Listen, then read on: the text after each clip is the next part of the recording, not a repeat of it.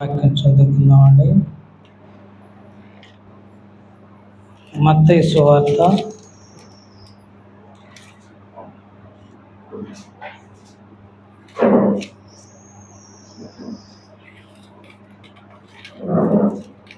25వ అధ్యాయము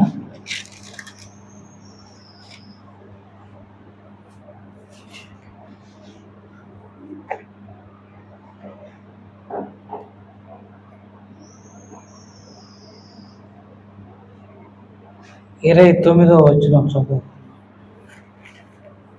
మత్తయి సువార్త 25వ అధ్యాయము 29వ వచనం.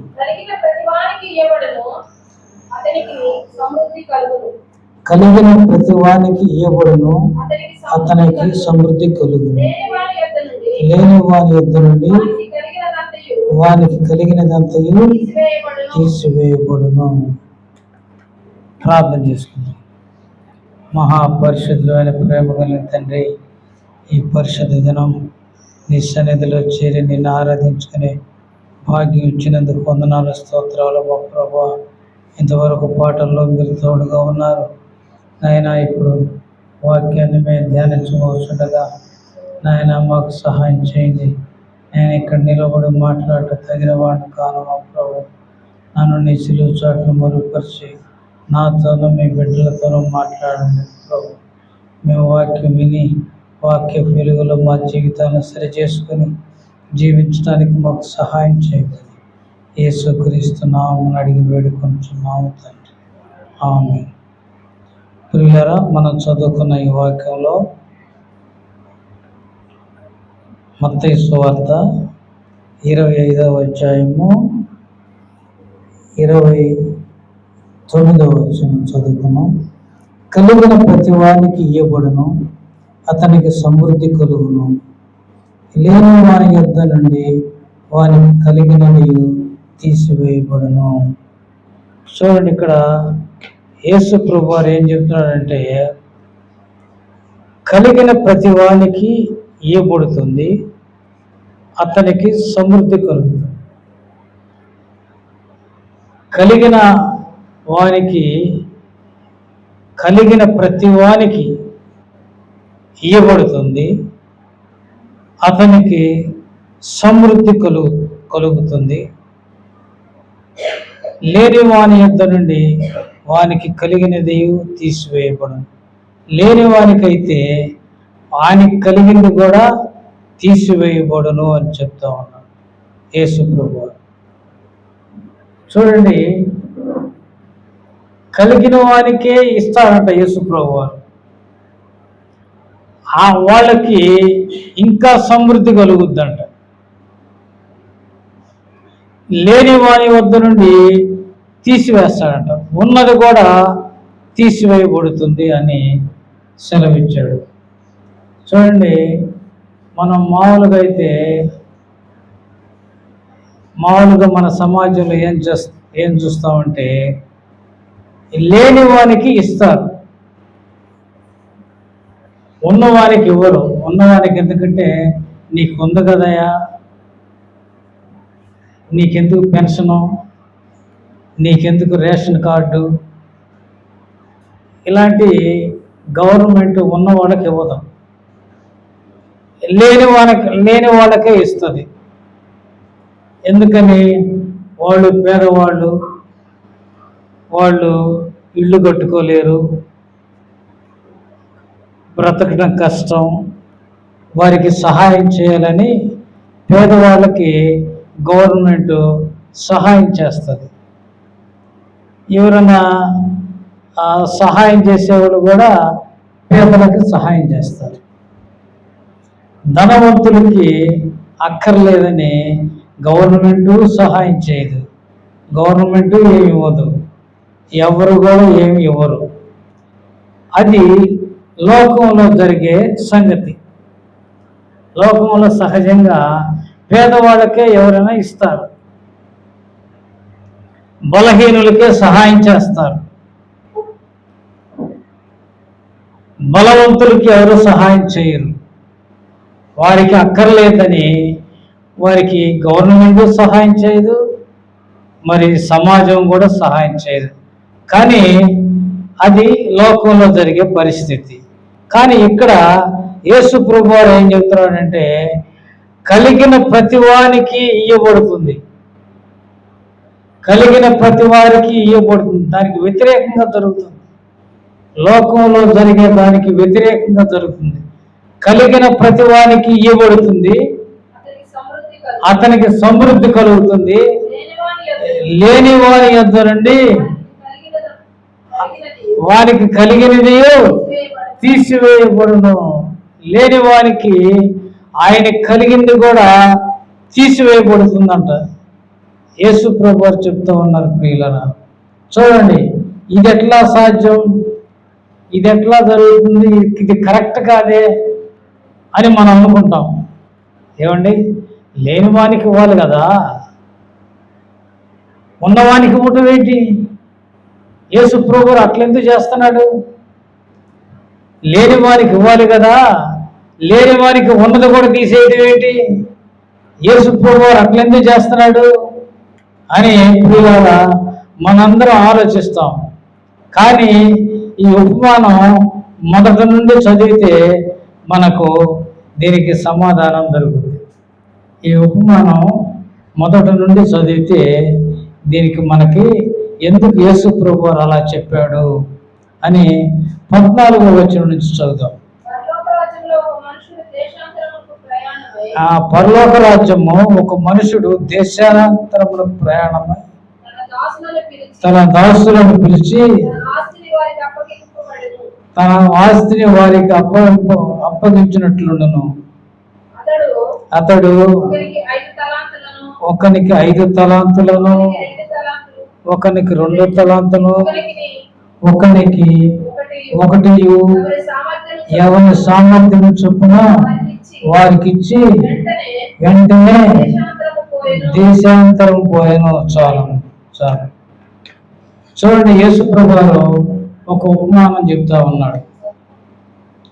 పరలోక రాజ్యం అనేది ఏమండి, పరలోక రాజ్యం అనేది ఒక మనుషుడు దేశాంతరమునకు ప్రయాణమై తన దాసులను పిలిచి తన ఆస్తిని వారికి అప్పగించినట్లుండును.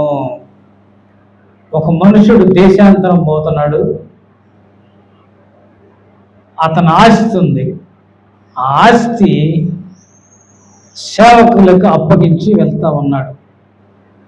ఏమండి, ఎట్లా అప్పగిస్తున్నాడంటే, ఒకనికి 5 తలాంతులు, ఒకనికి 2 తలాంతులు, ఒకనికి 1 తలాంతు, ఎవని సామర్థ్యం చొప్పున వానికి ఇచ్చి వెంటనే దేశాంతరం పోయాను.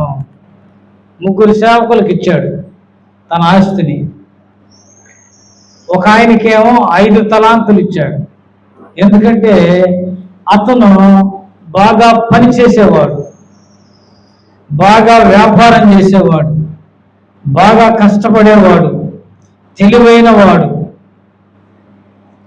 సోమరితనం లేదు, దేవుని భయం కలిగిన వాడు, దేవుని ప్రేమించేవాడు, దేవుని భయం కలిగిన వాడు, దేవుని ప్రేమించేవాడు, కష్టపడేవాడు, ఏమండి, దేవుని సన్నిధికి వెళ్ళేవాడు, అలాంటి మంచివాడు. కాబట్టి అతనికి ఏమండి దేవుడు 5 తలాంతులు ఇచ్చాడు. 1 తలాంతు ఎంతంటే కింద రాసింది 3600 రూపాయలు. 1 తలాంతు సుమారుగా 3600 రూపాయలు. అలాంటి తలాంతులు 5 తలాంతులు మరి ఒక సేవకుల్లో ఒక సేవకునికి అతను ఆ మనుష్యుడు అతనికి అప్పగించాడు. ప్రియులారా, ఇక్కడ ఏముందంటే ఎవరి సామర్థ్యం చొప్పున వారికి ఇచ్చాడు. ఆయనకి 5 తలాంతులు ఇవ్వటానికి సామర్థ్యం కలిగిన వాడు. అతను 5 తలాంతులతో మరి వ్యాపారం చేయగల సామర్థ్యం కలిగిన వాడు. పని చేయగల సామర్థ్యం కలిగిన వాడు, అభివృద్ధి చేయగలిగిన సామర్థ్యం కలిగిన వాడు. అందుకని ఆయనకిచ్చాడు. ప్రియులారా, మరి మనం దేవుని సన్నిధిలో మనందరం దేవుని సన్నిధికి వస్తూ ఉంటాం. మరి దేవుని సన్నిధిలో మనం ప్రార్థన చేస్తూ ఉంటాం, పాటలు పాడుతూ ఉంటాం, కొంతమంది వాయిద్యాలు వాయిస్తూ ఉంటారు, కొంతమంది దేవుని వాక్యం చదువుతూ ఉంటారు, కొంతమంది దేవుని సన్నిధిలో ప్రార్థన చేస్తూ ఉంటారు, కొంతమంది దేవుని వాక్యం చెప్తూ ఉంటారు, కొంతమంది ఇతరులకి సాక్ష్యం చెప్తూ ఉంటారు. ఇట్లా ఎవరికి దేవుడు ఏది ఇచ్చాడో దాన్ని ఉపయోగిస్తూ ఉంటారు. ఏది ఇవ్వకుండా ఎవరు ఉండరు. ఏమండి, ఈ లోకంలో ఎంతమంది మనుషులు ఉన్నారో వాళ్ళలో ప్రతి వ్యక్తికి దేవుడు ఏదో తలాంతిస్తాడు. కొంతమందికి పాటలు పాడే తలాంతిస్తాడు, చక్కగా పాటలు పాడతారు. కొంతమందికి వాయిద్యాలు వాయించే తలాంతిస్తాడు, చక్కగా వాయిద్యాలు వాయిస్తారు, కీబోర్డు వాయిస్తారు, డ్రమ్స్ కొడతారు, ఏమండి గిటార్ వాయిస్తారు. రకరకాల తలాంతులు, ఒక్కొక్కరికి ఒక్కొక్క తలాంతు దేవుడిస్తాడు. కొంతమంది చక్కగా పాటలు పాడతారు, ఆ పాటలు పాడే తలాంతు వాళ్ళకి ఇస్తాడు దేవుడు. కొంతమంది చక్కగా ప్రార్థన చేస్తారు, ఆ తలాంతు ఇస్తాడు. కొంతమంది చక్కగా పరిచర్య చేస్తారు, అంటే చక్కగా సీట్లు అరేంజ్ చేయటం, మరి పట్టాలు అరేంజ్ చేయటం, చక్కగా నీట్గా ఉంచటం, తొడవటం, దుమ్ము దులవటం, తొడవటం, ఇవన్నీ దేవుని సన్నిధిలో చేస్తూ ఉంటారు. ప్రియులారా, ఇట్లా ఏదో ఒక తలాంతు కలిగి మానవుడు ఉన్నాడు. అయితే మనం ఏంటంటే, నాకు ఏ తలాంతు ఇచ్చాడు దేవుడు అని మనం ఆలోచించుకోవాలి. నాకు ఏ తలాంతు ఇచ్చాడు? నాకు ప్రార్థన చేసే తలాంతు ఇచ్చాడా? దానిని నేను అభివృద్ధి చేసుకుంటూ ఉండాలి. నాకు వాక్యం చదివే తలాంతు ఇచ్చాడా? నేను ఆ తలాంతుని అభివృద్ధి చేసుకుంటూ ఉండాలి. నాకు పాటలు పాడే తలాంతు ఇచ్చాడా? నేను దాన్ని అభివృద్ధి చేసుకుంటూ ఉండాలి. ప్రియులారా, నేనేం చేస్తూ ఉంటానంటే, సాయంకాలం పూట యూట్యూబ్లో యూట్యూబ్లో పాట కొడతా, పాట వస్తుంది. ఇక ఆ పాట పాడుకుంటూ ఉంటా. చూసేవాళ్ళకి ఏంది కచేరీలాగా ఉంది ఇల్లు అనుకుంటారు. ఏంటయ్యా నీ పాటలు కొంచెం ఆపు అంటూ ఉంటారు ఇంట్లో. అప్పుడప్పుడు వాళ్ళకి ఇసుగు పుట్టి, ఏమండి పాటలు పాడే తలాంతు మనకు ఉంది కాబట్టి దాన్ని మనం అభివృద్ధి చేసుకుంటూ ఉండాలి. ఏమండి చూడండి ప్రియులారా, నేను మా సంఘంలో 20 సంవత్సరాలు 30 సంవత్సరాలు పాటలు పాడా. తెలుగు పాటలు కానీ ఇంగ్లీష్ పాటలు కానీ 1 సంవత్సరం 2 సంవత్సరాలు కాదు, 20-30 సంవత్సరాలు పాడే పాటలు. ఇప్పుడు పాటలు లేదులేండి, వయసు పెద్ద అయిందని పాటలేదు. కానీ నేను ఆ తలాంతుని మర్చిపోతామేమోనని సాయంకాలం ప్రతిపూట సాయంకాలం ప్రతిపూట ఆ యూట్యూబ్ తీసుకోవటం, ఒక పాట కొట్టడం, ఇంగ్లీష్ పాట ఒకటి కొట్టడం, ప్రాక్టీస్ చేయటం, తెలుగు పాట ఒకటి కొట్టడం, ప్రాక్టీస్ చేయటం. అట్లా నేను అభివృద్ధి చేసుకుంటూ ఉండాలి. మనకి దేవుడు ఏ తలాంతు ఇచ్చాడో ఆ తలాంతుని మనం అభివృద్ధి చేసుకుంటూ ఉండాలి. అది దేవునికి వాడాలి. మనకిచ్చిన తలాంతుని మనం అభివృద్ధి చేసుకుని దాన్ని దేవునికి వాడాలి. వీళ్ళారా, ఆదివారం దేవుని సన్నిధికి వస్తారు, కూర్చుంటారు, నిద్రకుండా కూర్చుంటారు, పాట కూడా పాడరు. కొంతమంది దేవుని సన్నిధికి వస్తారు, నిద్రకుండా కూర్చుంటారు, పాట కూడా పాడరు.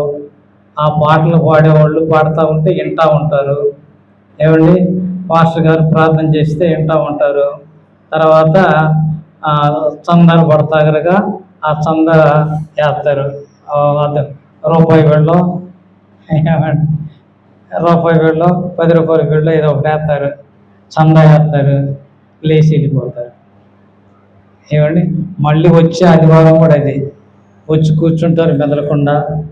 ఏమండి ఇంటా ఉంటారు, ఇంటా ఉండి ఆ చందా ఒకటేస్తారు, 10 రూపాయలు ఎంతో, లేచి వెళ్ళిపోతారు. ఇంత ఎన్ని సంవత్సరాలు చేసినా నీ భక్తి ఏం పెరగదు. ఏమండి నీ విశ్వాసం ఏం పెరగదు, నీ విశ్వాసం ఏం పెరగటల్లా, నీ భక్తి ఏం పెరగటల్లా, నీ పరిచర్య దేవునికి ఏం పెరగటల్లా, నువ్వు దేవునికి ఏమి చేయటల్లా. ఏమండి నీకు ఇచ్చిన తలాంతుని నువ్వు వాడటంలా, నీ తలాంతుని నువ్వు అభివృద్ధి చేసుకోవటంలా, నీ తలాంతుని దేవుని సేవకై వాడటంలా, నీ తలాంతుని ఆత్మల రక్షణకై వాడటంలా, ఆ తలాంతు నీకు కూడా పనికి రాకుండా పోతుంది. ఏమండి దేవుని సన్నిధికి ఏమో అరగంట ఆలస్యంగా వస్తారు. దేవుని సన్నిధికి పాటలు అయిపోయినాక చివరిలో వస్తారు కొంతమంది వాక్యం అయిపోయి చివరిలో వస్తారు కొంతమంది. ఏమండి ఏమి ప్రియులారా, దేవుని సన్నిధి అంటే అంత తేలిక? ఏమండి దేవుని సన్నిధి అంటే అంత తేలిక? దేవుని సన్నిధి అంటే అన్నిటికంటే ఉత్తమమైన స్థలం దేవుని సన్నిధి. మనం స్కూల్స్కి టయానికి వెళ్తాం, కాలేజీలకి టయానికి వెళ్తాం, ఆఫీసులకి టయానికి వెళ్తాం, రైలు ఎక్కడానికి టయానికి వెళ్తాం, బస్సు ఎక్కడానికి టయానికి వెళ్తాం. దేవుని సన్నిధికి టైంకి ఎందుకు రాగవు? ఏమండి ఏమిటి ఆటంకం? సైతాను నిన్ను ఆటంకపరుస్తూ ఉంటుంది. వెళ్ళొచ్చులే, ఎప్పుడోసారి వెళ్ళొచ్చులే, తర్వాత వెళ్ళొచ్చులే, అరగంట ఆగి వెళ్ళొచ్చులే. సైతాను ఏమండి నిన్ను సైతాను ఆటంకపరుస్తూ ఉంటుంది, టయానికి వెళ్ళనీయకుండా. అది నువ్వు గ్రహించాలి, అది నువ్వు గ్రహించి నేను సమయానికి వెళ్ళాలి, దేవుని సన్నిధి సమయానికి వెళ్ళాలి. ఇంకా ముందెళ్ళే వాళ్ళు కూడా ఉంటారు. కొంతమంది దేవుని సన్నిధికి సమయం కంటే ముందే వస్తారు. వాడు ప్రార్థన చేస్తూ ఉంటారు, పరిచర్య చేస్తూ ఉంటారు, దేవుని సేవకులకు సహాయం చేస్తూ ఉంటారు. ప్రియులారా ఏమండి అలా ఉండాలి. దేవుని సన్నిధిలో చక్కగా పనిచేస్తూ పరిచర్య చేస్తూ ముందుండి చేస్తూ ఉంటే ప్రియులారా మన కుటుంబాలని, మన జీవితాలని, మన చదువుల్ని, మన డిగ్రీలని, మన ఉద్యోగాలని దేవుడు ఆశీర్వదించి మనల్ని నువ్వు తలగా ఉంటావు కానీ తోకగా ఉండవు. దేవుడు ఏం చెప్పాడండి? నువ్వు తెల్లగా ఉంటావు కానీ తోకగా ఉండవు, నువ్వు పైవాడిగా ఉంటావు కానీ కిందివాడిగా ఉండవు. ఏమండి నువ్వు ఎప్పుడు కిందివాడిగానే ఉంటున్నావు. ఎందుకంటే దేవుని పరిచర్య లేదు, దేవుని సన్నిధి అంటే ఆసక్తి లేదు, దేవుని సన్నిధి అంటే ప్రేమ లేదు, దేవుని సన్నిధి అంటే భయం లేదు, వాక్యం చదవడం లేదు, వాక్యం వినడం లేదు, పాటలు నేర్చుకోవడం లేదు, ఏమీ లేదు. కాబట్టి నువ్వు ఎట్లా ఉన్నావు అంటే కింది వాడిగా ఉన్నావు. దేవుడేమో నేను పైవాడిగా ఉంచాలని చూస్తే నువ్వేమో కింది వాడిగా ఉంటున్నావు. దేవుడు నిన్ను తలగా చేయాలని చూస్తూ ఉంటే నువ్వేమో తోకగా ఉన్నావు. ఏమండి నిన్ను దేవుడు అప్పు ఇచ్చేవాడిగా చేయాలనుకుంటే నువ్వేమో అప్పు చేసేవాడిగా ఉన్నావు. ఏమండి నీ చెయ్యి పైనుంచాలని చూస్తూ ఉంటే దేవుడు నీ చెయ్యేమో కిందలాగా నీ బ్రతుకు ఉంది. కారణం ఏంటంటే నువ్వు దేవుని పరిచర్య చేయటం లేదు. ఏమండి దేవుని సన్నిధిలో నువ్వు భయభక్తులు కలిగి లేవు. దేవునికి సంఘంలో నువ్వు ఏ పని చేయటం లేదు. దేవుని ఊరకే వచ్చి కాసేపు కూర్చొని వెళ్ళిపోతున్నావు. నీ జీవితంలో మార్పు లేదు, నీ బ్రతుకులో మార్పు లేదు, నీ బ్రతుకులో అభివృద్ధి లేదు. ఏమండి కానీ ఇక్కడ దేవుడు ఏం చేశాడంటే యేసు ప్రభు వారు 5 తలాంతుల్ని మంచి సామర్థ్యం కలిగిన వానికి ఇచ్చాడు. తర్వాత ఒకరికి రెండు రెండు తలాంతులు ఇచ్చాడు. ఒకరికి పాపము ఆయన సామర్థ్యం అది. ఆయన మొదటి వాణి అంత తెలివి కలిగిన వాడు కాదు, మొదటి వాణి అంత శక్తివంతుడు కాదు, కానీ పనిచేసేవాడే, అభివృద్ధి చేసేవాడే, దేవుని భయం కలిగిన వాడే, దేవుని ప్రేమించేవాడే. అందుకని ఆయనకి 2 తలాంతులు ఇచ్చాడు. ఇక మూడో అతను చూసారా, మూడో అతను కొంచెం బలహీనుడు.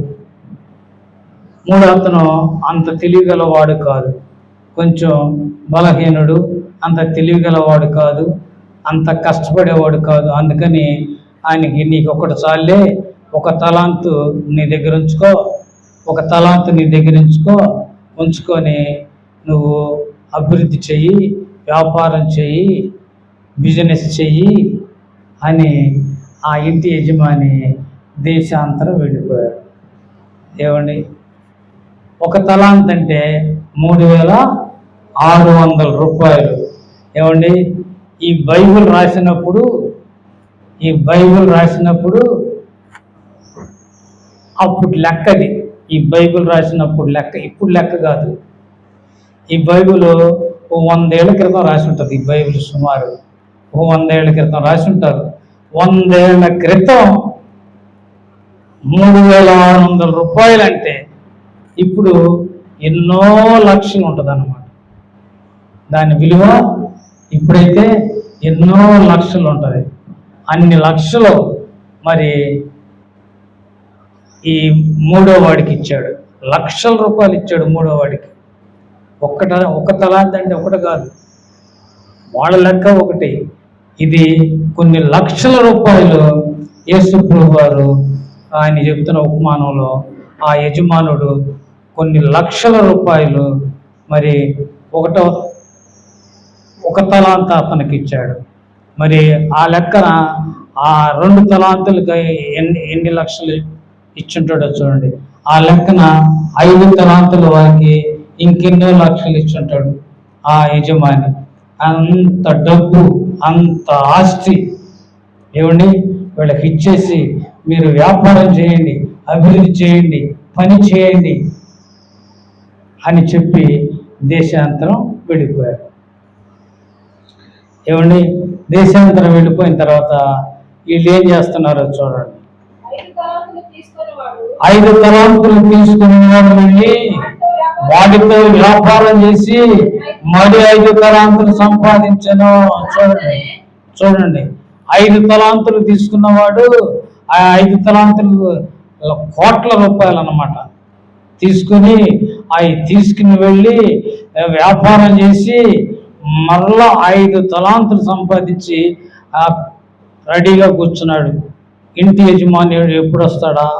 ఈ 10 తలాంతులు, 5 + 5 10, ఈ 10 తలాంతులు నేను ఇంటి యజమానికి అప్పగిచ్చేస్తాను, నాకు ఇచ్చిన పనిని నేను నెరవేర్చాను అని ఆనందంగా కూర్చున్నాడు. రెండో వాడు అలాగే 2 తీసుకున్నవాడు మరి 2 సంపాదించినాడు. 2 తీసుకున్నవాడు కూడా 2 తలాంతులు, అలాగే 2 తలాంతులు సంపాదించాడు అనమాట. అయితే 1 తలాంతు తీసుకున్న వాడు వెళ్ళి భూమి త్రవ్వి యజమానుని సొమ్ము దాచిపెట్టాను. ఇతను 1 తలాంతు తీసుకెళ్ళిన వాడు ఏం చేశాడంటే వెళ్ళిపోయి భూమికి సూట్ కేసులు పెట్టాడు. ఆ డబ్బులన్నీ సూట్ కేసులో పెట్టాడు. సూట్ కేసు తాళం తీశాడు, తాళం వేసేసాడు. ఇంట్లో గొయ్యి దేవాడు, పెద్ద గొయ్యి దేవాడు. ఆ గోతిలో ఆ సూట్ కేసు పెట్టాడు, పూజ చేశాడు, హాయిగా పడుకున్నాడు. ఏమండి, హాయిగా పడుకొని తినటం, పడుకోవడం నాలాగే. ఏమండి, నేను రిటైర్ అయ్యాలండి. నేను రిటైర్ అయ్యాను, పని లేదు. రిటైర్ అయ్యాను కాబట్టి పని లేదు. మరి అతను మరి పని చేయాలి కదా, పని అప్పగిచ్చాడు కదా దేవుడు. ఆయన ఏం చేశాడంటే అది ఆ గొయ్యితో వేసి ఆ గోతిలో ఆ సూట్ కేసు పెట్టేసి పాతి పెట్టేసి ఈ డబ్బు ఆ ఇంటి యజమాని ఎప్పుడు ఇస్తే అప్పుడు ఆయనకి ఇచ్చేద్దామని ఈయన కూర్చున్నాడు. తర్వాత చూడండి, బహుకాలమైన తర్వాత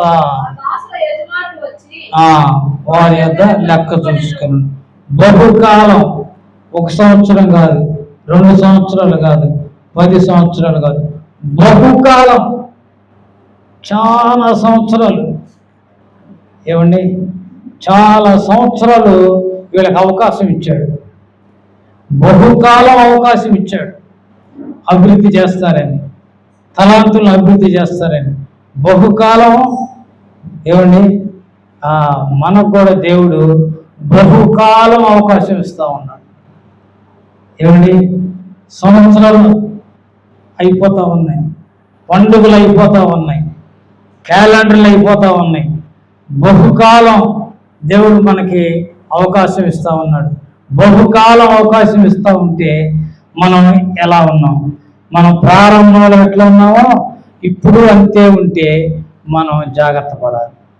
ఏమండి, ప్రారంభంలో మన భక్తి ఇలాగే ఉండి ఇప్పుడు కూడా అలాగే ఉంటే ప్రియులరా, ఈ బహుకాలం అంతా మనం ఏం చేసాం? ఏమండి, ఈ బహుకాలం అంతా ఎలా బ్రతికాం? ఈ బహుకాలం బైబిల్ చదవలేదా? ఈ బహుకాలం దేవుని స్తుతించలేదా? ఈ బహుకాలం ప్రార్థన చేయలేదా? ఈ బహుకాలం ఇతరులకు సాక్ష్యం చెప్పలేదా? అమ్మా ఈరోజు ఆదివారం, అమ్మా ఈరోజు ఆదివారం ప్రార్థనకి వెళ్దాంరా. ఏమయ్యో ఈరోజు ఆదివారం భర్తనే, ఏమయ్యో ఈరోజు ఆదివారం పరిశుద్ధ దినం, నేను ప్రార్థనకి వెళ్తున్నాను కదా, నువ్వు కూడా ప్రార్థనకి రా అని ఆయన తీసుకురాలేరా? ఏమండి, ఒకసారి కాకపోయినా ఒకసారైనా ఆయన వింటాడు కదా పిలిస్తే. ఏమండి, భర్తను తీసుకురావచ్చు కదా. అమ్మాయి అబ్బాయి నేను ప్రార్థనకి వెళ్తున్నాను రా, మీరిద్దరు కూడా రండిరా, దేవుని సన్నిధికి రండిరా. 2 గంటలే కదా, 2 గంటలే కదా దేవుని సన్నిధిలో కూర్చునేది, దేవుని సన్నిధికి రండిరా. అబ్బాయి అమ్మాయి ఇంట్లో ఏం చేస్తారు మీరు అని ఆ కొడుకుని కూతుర్ని దేవుని సన్నిధికి తీసుకురాలేరా? ఏమండి, ఇంట్లో ఇంకెవరున్నా, ఏ వరుసలో ఉన్నా, ఎవరున్నా, బంధువులు ఉన్నా, ఎవరున్నా ఈరోజు ఏమండి, ఈరోజు పరిశుద్ధ దినం దేవుని సన్నిధికి వెళ్దాం రండి, తీసుకురాలేరా ప్రియులరా? దేవుని సన్నిధికి కుటుంబస్తులు తీసుకురాలేరా? బలవంతం చేయలేరా? నేనేం చేస్తుంది తెలుసా? 9 ప్రార్థన అయితే 9 ముందు ఇంటికి తాళం వేసేస్తా, స్టవ్ పెట్టేసేస్తా. స్టవ్ అని 9 ముందు స్టవ్ని నాపేస్తా. స్టవ్ని నాపేసి అందరిని బయట ఎడిపించేసి ఇంటికి తాళం వేసేస్తా. పదన అందరం చర్చికి వెళ్ళాలి. అందరం ఈరోజు పరిశుద్ధ దినం, ఈరోజు ప్రభువు దినం, ఈరోజు పండుగ దినం, ఈరోజు ప్రార్థన దినం, ఈరోజు దేవుని స్తుతించే దినం, ఈరోజు దేవుని వాక్యం వినే దినం. ఏమండి, అలా మనం దేవుని సన్నిధిలో ఎదుగుతూ ఉండాలి ప్రియుల. బహుకాలం గడిచే కొద్దీ మన భక్తి కొద్ది కాలం గడిచే కొద్దీ మనలో మార్పులు ఉండాలి. మన సంఘంలో మార్పు ఉండాలి, మన విశ్వాసుల్లో మార్పు ఉండాలి, మన కుటుంబాల్లో మార్పు ఉండాలి ప్రియులారా. ఏమండి, మరి బహుకాలం ఆయన దేశాంతరం వెళ్ళిపోయాడు. వీళ్ళందరూ ముగ్గురు మరి ఆస్తిని తీసుకున్నారు. 5 తలాంతులు వాడు 5 తలాంతులు సంపాదించి రెడీగా కూర్చున్నాడు. 2 తలాంతుల వాడు 2 తలాంతులు సంపాదించి 4 తలాంతులతో రెడీగా కూర్చున్నవాడు. 1 తలాంతు వాడు ఏం చేశాడంటే భూమి తవ్వి సూట్ కేసులో డబ్బులు పెట్టి భూమి తవ్వి ఆ గుంటలో ఆ డబ్బు పెట్టి ఆ పూర్తి చేసి ఏమండి మెదలకుండా పడుకొని హాయిగా ఏమండి ఏం కష్టం లేకుండా, ఏం కష్టపడకుండా, ఏమి శ్రమ పడకుండా, ఏమండి ఏమి ప్రయాసపడకుండా, నా యజమానుడు వచ్చి అడిగితే నేను ఏం చెప్పాలి అనే భయం కూడా లేకుండా, ఆ భయం లేకుండా యజమాని ఎడల నా యజమాని డబ్బు ఇలా భూమిలో దాచిపెడితే ఉపయోగం ఏంటి అన్న ప్రేమ కూడా లేకుండా, యజమాని ఎడల ప్రేమ లేకుండా, యజమాని ఎడల భయం లేకుండా, యజమాని ఎడల భక్తి లేకుండా, ప్రియులారా ఈ ఒక తలాంతు తీసుకున్నవాడు ఆ పూడ్చిపెట్టాడు, ఆ ఇంట్లో ఆ గోతిలో పూడ్చిపెట్టాడు ప్రియులారా. అప్పుడు చూడండి, అప్పుడు చదవండి. కాదు కాదు, అప్పుడు 5 తలాంతులు తీసుకున్న వాడు మరి 5 తలాంతులు తెచ్చి, అయ్యా నీవు నాకు 5 తలాంతులు అప్పగించితివి, ఇవిగాక మరి 5 తలాంతులు సంపాదించదని చెప్పాను. అతని యజమానుడు, బడా నమ్మకమైన మంచి దాసుడా, నీవు ఉంటివి, నిన్ను వాటి మీద నియమించదు నన్ను, నీ యజమాని సంతోషంతో పాలు పొందమని అతనితో చెప్పాను.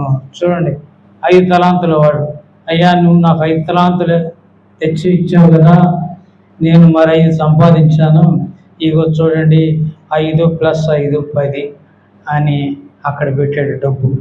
అప్పుడు ఆ యజమానుడు, బడా నమ్మకమైన మంచి దాసుడు, బడా నమ్మకమైన మంచి దాసుడు, నీవు ఈ కొంచెంలో నమ్మకంగా ఉన్నావు, ఈ కొంచెంలో నమ్మకంగా ఉన్నావు కనుక నిన్ను అనేక పట్టణాల మీద, నిన్ను అనేక పట్టణాల మీద అధిపతిగా నిన్ను నియమిస్తాను, నీకు ప్రమోషన్ ఇస్తున్నాను, నిన్ను అభివృద్ధి చేస్తున్నాను, అనేక పట్టణాల మీద నేను నిన్ను అధిపతిగా నియమిస్తున్నాను అని 5 తలాంతుల వాడిని దేవుడు ఆ ఇంటి యజమాని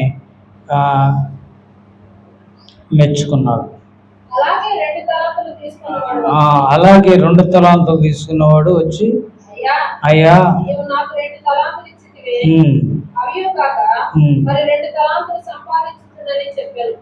అతని యజమానుడు, అలా నమ్మకమైన మంచి దాసుడా, నీవు కొంచెంలో నమ్మకముగా ఉంటివి, నిన్ను అనేకమైన వాటి మీద నియమించదను, నీ యజమాని సంతోషంలో పాలు పొందుమని అతనితో చెప్పాను. చూడండి, సేమ్ ఈ 5 తలాంతులు చేసిన వాడు చేసినట్లుగా 2 తలాంతుల వాడు కూడా తీసుకొచ్చి, అయ్యా నాకు 2 తలాంతులు ఇచ్చావు, నేను 2 తలాంతులు సంపాదించాను అని అప్పగిచ్చాడు ఇంటి యజమానుడు.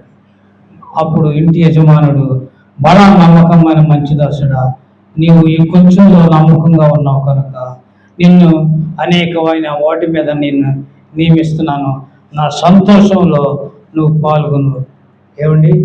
వీళ్ళిద్దరికీ దేవుడు ఆశీర్వదించేశాడు. ఇంటి యజమానుడు వాళ్ళకి ప్రమోషన్ ఇచ్చేశాడు. ఆయన సంతోషంలో పాల్గొనమను.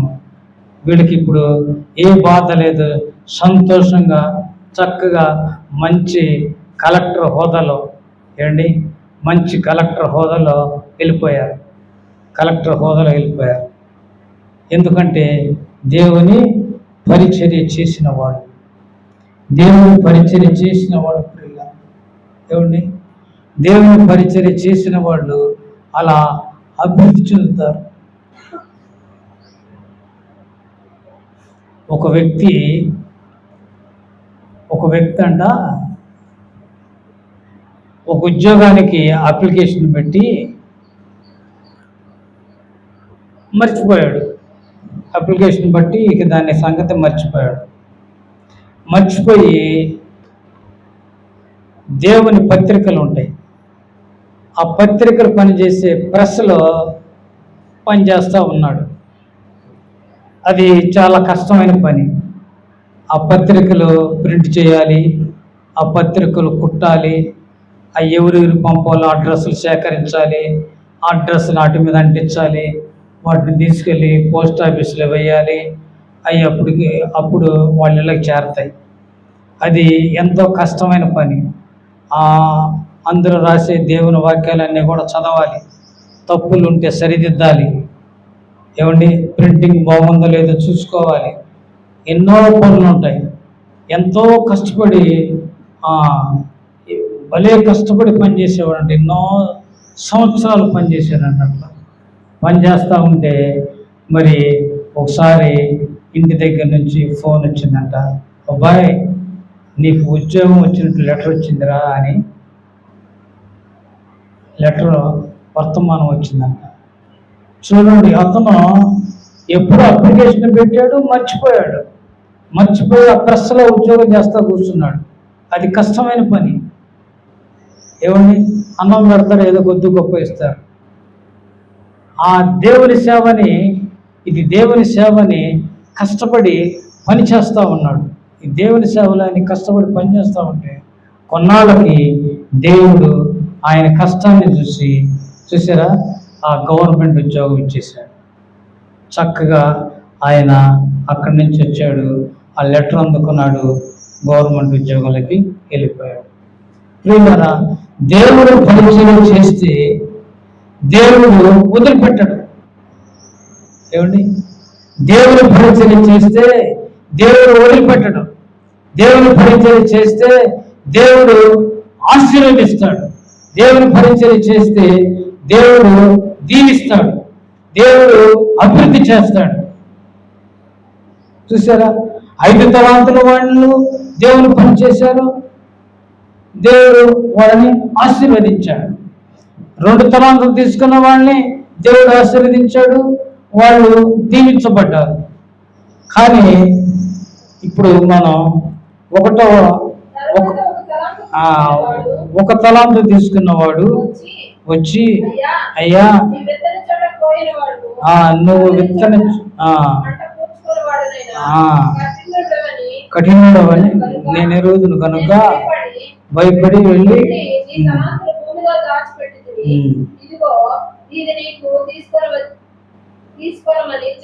తీసుకురమ్మని చెప్పాను. చాలా. ఇక 3వ వాడు వచ్చాడు, 1 తలాంతు తీసుకున్నవాడు. వీడొచ్చి యేసు ప్రభు అదే ఆ ఇంటి యజమాని దగ్గరికి వచ్చి చెప్తా ఉన్నాడు, అయ్యా నువ్వు చల్లని చోట విత్తని చోట కోయివాడు, ఆ చల్లని చోట సమకూర్చుకునేవాడు, కఠినుడు నువ్వు. ఏమండి, ఆ ఇంటి యజమానిని తిడుతున్నాడు. చూడండి, ఇంటి యజమాని తిడుతున్నాడు, నువ్వు కఠినుడు, చల్లని చోట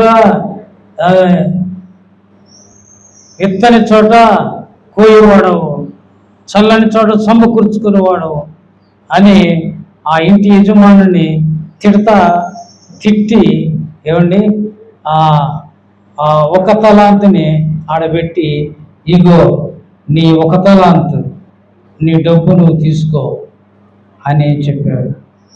అప్పుడు దేవుడు ఏం చెప్తున్నాడంటే, నేను కఠినుడనని నీకు తెలుసా? ఏమండి, దేవుడు అతనితో కఠినంగా మాట్లాడుతా ఉన్నాడు. కఠినుడని ఆయన అన్నాడుగా, ఇప్పుడు కఠినంగానే మాట్లాడుతూ ఉన్నాడు దేవుడు. నేను కఠినుడు అని నువ్వు తెలుసా? అయితే నా తలాంతును నువ్వు సావుకారుల దగ్గర ఉంచాల్సింది కదా. వాడి దగ్గర నేను వడ్డీతో తీసుకునేవాడిని. నా డబ్బును నువ్వు భూములకు పాతి పెట్టడం ఏంటి, భూమితో పాతి పెట్టడం ఏంటి? నా డబ్బుని, నా తలాంతుని సావుకారుల వద్ద నువ్వు ఉంచినట్లయితే నేను వెళ్ళి నా డబ్బుని వడ్డీతో సహా తీసుకునేవాడిని కదా. నువ్వు ఆ పని కన్నా చేయాల్సింది కదా. నువ్వు ఆ పని కూడా చేయకుండా ఏమండి, అది చాలా తేలిక. ఏమండి, ఆ డబ్బు అంతా తీసుకెళ్ళి ఒకరికి వడ్డీకి వేయడం, లేకపోతే బ్యాంకులో వేయడం. ఏమండి, ఆ డబ్బు తీసుకెళ్ళి బ్యాంకులో వేసేసామనుకోండి, అది ఎన్నేళ్ళున్నా అది బ్యాంకులో సురక్షితంగా ఉంటుంది. మనం వెళ్ళి మా డబ్బు మాకు ఏంటంటే వాళ్ళు అప్పటి వరకు ఆ వడ్డీ లెక్క కట్టి ఆ అసలు వడ్డీ కలిపి మనకిస్తారు. కొంతమంది ఏం చేస్తారంటే డబ్బులు ఇంట్లోనే పెట్టుకుంటారు. కొంతమంది డబ్బులు ఇంట్లోనే పెట్టుకుంటారు.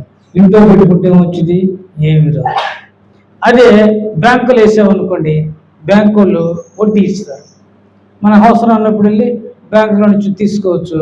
మనకి మన డబ్బుతో పాటు బ్యాంకులో వడ్డీ కూడా మనకిస్తారు. ఆ పని చేయాల్సింది కదా.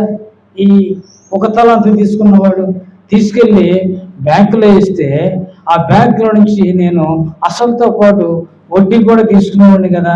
నువ్వు ఆ పని కూడా ఎందుకు చేయలేదు అంటే ఆ పని చేయటానికి కూడా వీడికి బద్ధకం వేసింది అన్నమాట. ఏమిటి ఆ పని చేయటానికి కూడా ఇతనికి సోమరుడు అన్నమాట. చూసారా ప్రియులరా?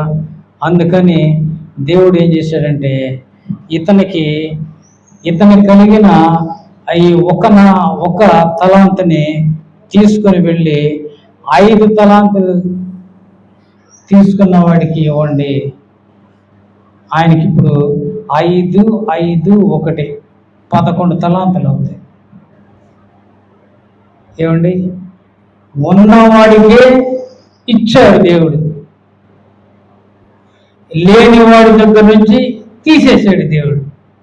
మొదట్లో మనం చెప్పుకున్నాం, ఉన్న వాళ్ళకే ఇస్తాడు, లేని వాళ్ళకి తీసేస్తాను అన్నాడు. ఇది ఏంటి? ఇది మామూలుగా జరగదు కదా. ఉన్న వాళ్ళకి ఉంది కదా, లేని వాళ్ళకి ఇవ్వాలి కదా. లోకంలో ఇలా జరుగుతుంది కదా. మరి ఎట్లా ఎందుకు జరిగిందని మనం మొదట్లో చదువుకున్న వాక్యం. ఇక్కడ చూడండి, ఈ 10 తలాంతుల వానికి ఈ 1 ఇచ్చేసాడు. ఈ 10 తలాంతుల వారికి ఇంకా ఉపయోగపడింది. ముందు 5 ఉన్నాయి, 5కి 5 సంపాదించాడు. ఆ 5తో పాటు ఈ 1 కూడా వచ్చి చేరింది. మొత్తం ఇప్పుడు 11 తలాంతులైనవి ఉన్నవాడికి ఇవ్వబడ్డాయి. ఏమండి? ఉన్నవాడికి ఇవ్వబడ్డాది. దేవుని వాక్యం చదివేవాడికే దేవుని వాక్యం అర్థం అవుతూ ఉంటుంది, ఇంకా చదువుతూ ఉంటాడు. దేవుని వాక్యం చదివేవాడికి ఇంకా అర్థం అవుతూ ఉంటుంది, వాక్యంలో నిమగ్నం అవుతాడు, వాక్యంలో ఆనందం పొందుతాడు, ప్రార్థనలో ఆనందం పొందుతాడు, ప్రార్థనలో అభివృద్ధి చెందుతాడు, పాటల్లో ఆనందం పొందుతాడు, పాటల్లో అభివృద్ధి చెందుతాడు, వాయిద్యాల్లో అభివృద్ధి చెందుతాడు, వాయిద్యాల్లో గొప్పవాడవుతాడు, ప్రావీణ్యుడు అవుతాడు. ఉన్నవాడు అభివృద్ధి చెందుతూనే ఉంటాడు. నాకెందుకు లేదు, నాకేంది, 10 రూపాయలు సందేశం చెప్తాను నేను అన్నాడు అని వచ్చి కూర్చున్నాం అనుకో, మనం నీకున్న భక్తి కూడా పోతుంది, నీకున్న భక్తి కూడా పోతుంది. ఆ కొంచెం భక్తి ఆడో, కొంచెం భక్తి, కొంచెం భయం, కొంచెం ప్రేమ ఉందే దేవుడు అంటే, ఆ కొంచెం భయం కూడా పోతుంది. ఈరోజు వెళ్ళిపోతే ఏమిలే, రోజు వెళ్తున్నాగా, ఈ ఒక్కరోజు వెళ్ళిపోతే ఏమిలే, రోజు ముందు వెళ్తున్నాగా, ఈరోజు అరగంట ఆలస్యం ఏమిలే, ఆ ఉన్న భక్తి కూడా పోతుంది.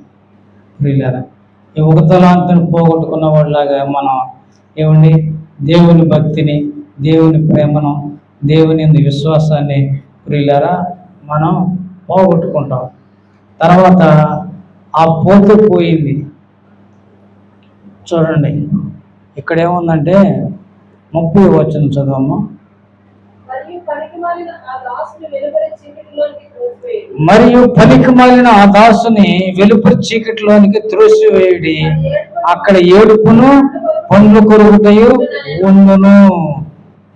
చూడండి, ఆ ఒక తలాంతిని పూడ్చిపెట్టి తీసుకొచ్చాడే, ఆయన ఏమన్నాడంటే ఇంటి యజమానుడు, పట్టుకోండి ఈయన్ని పట్టుకోండి, ఈయన పట్టుకొని కాళ్ళు చేతులు కట్టండి, ఈయన పట్టుకోండి, కాళ్ళు చేతులు కట్టండి, కాళ్ళు చేతులు కట్టి వెలుపడి పడేయండి. అక్కడ మంట, అగ్ని ఆరదో పురుగు చావదు, ఆ అగ్నిలో పడేయండి. అక్కడ ఏడుపును పన్ను కొరుగుటయో ఉంటాయి. చూసారా ప్రియులారా? ఏం చేశాడు ఈయన ఏమన్నా పాపం చేశాడా? ఏమండి, ఈయన ఏమన్నా అబద్ధాలు ఆడాడా? పాపం చేశాడా? ఏం చేయాల? ఈయన చేసిన తప్పు ఏంటంటే ఆయనకి ఇచ్చిన తలాంతిని అభివృద్ధి చేయాల. ఈయనకి ఇచ్చిన తలాంతిని అభివృద్ధి చేయాల, తలాంతిని పూడ్చిపెట్టాడు, అభివృద్ధి చేయాల. అందుకని దేవుడు ఏం చేశాడంటే కాళ్ళు చేతులు కట్టి వెలుపలి చీకటిలో పడేయండి అన్నాడు. ఏమండి, ఎంత భయంకరం చూసారా పిల్లరా? దేవుడి సన్నిధికి వచ్చి ఊరకే కూర్చొని వెళ్తే ఏమండి మనకి మేలు కలగకపోక దేవుడు ఏం చేస్తాడంటే ఇన్ని సంవత్సరాల నుంచి వస్తున్నాడు ఈ విశ్వాసి ఇన్ని సంవత్సరాలు వస్తున్నాడు, ఇతరులు ఏ ఎదుగు లేదు, ఏ ఎదుగు బతుకు లేదు. కాబట్టి ఈ విశ్వాసిని కాళ్ళు చేతులు కట్టి వెలుపలి చీకటిలోకి పారేయండి, అక్కడ ఏడుపును పండ్లు కొరుకుతాయి ఉంటాయి. అయ్యో ఎంత భయంకరం చూడండి ప్రియులారా. దేవుని సన్నిధికి వస్తూ దేవునిలో ఉంటూ దేవుని మాటలు వింటూ దేవుని వాక్యం వింటూ చివరికి మనం నరకానికి పోయామనుకోండి, చివరికి మనం నరకానికి పోయామనుకోండి, ఎంత భయంకరం ప్రియులారా. నరకానికి వెళ్తే ఎంత భయంకరం. దేవుని సన్నిధికి వెళ్ళి ఎదగకపోవటం వలన, దేవుని సన్నిధికి వెళ్ళి అభివృద్ధి చెందకపోవడం వలన, దేవుని సన్నిధిలో నీవు చూడండి అభివృద్ధి చెందకపోవడం వలన, అనేక మందిని దేవుని సన్నిధికి తీసుకురాకపోవడం వలన ప్రియులారా మనకేమొస్తుందంటే నరకం వస్తుంది. మనం నరకంలో పడే పరిస్థితి ఏర్పడతాం. కానీ 5 తలాంతుల వాడు చూడండి ఆనందంగా జీవిస్తూ ఉన్నాడు. 5 సంవత్సరాలు సంపాదించాడు, ఆనందంగా ఒక IAS ఆఫీసర్ కలెక్టర్ అయిపోయాడు, చక్కగా దేవుని సన్నిధిలో ఆనందిస్తూ ఉన్నాడు.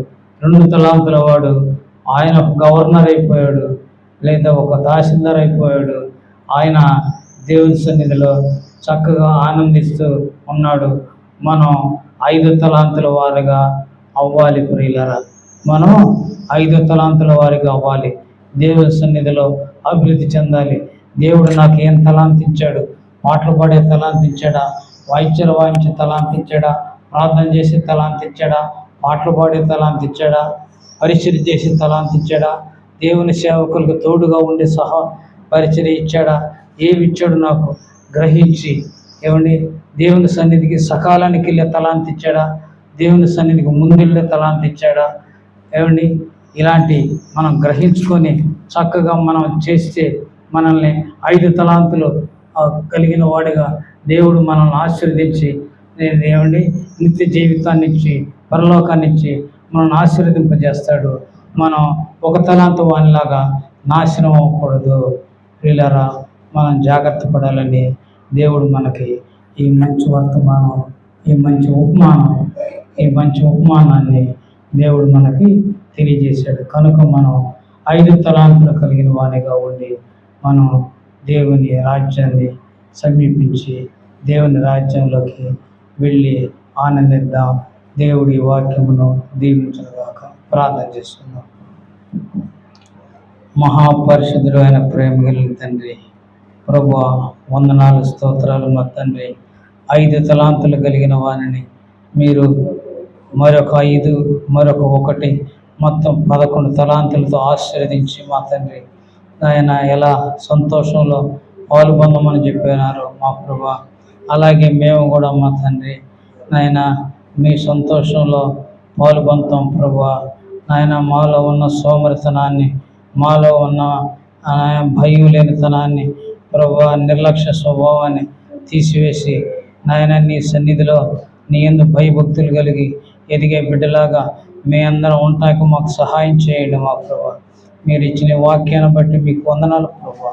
నాయన ఈ వాక్యం ద్వారా మేము నాయన మా జీవితాల్లో సరి చేసుకోవడానికి మాకు సహాయం చేయమని యేసుక్రీస్తు నామమున అడిగి వేడుకొనుచున్నాము తండ్రి. ఆమేన్.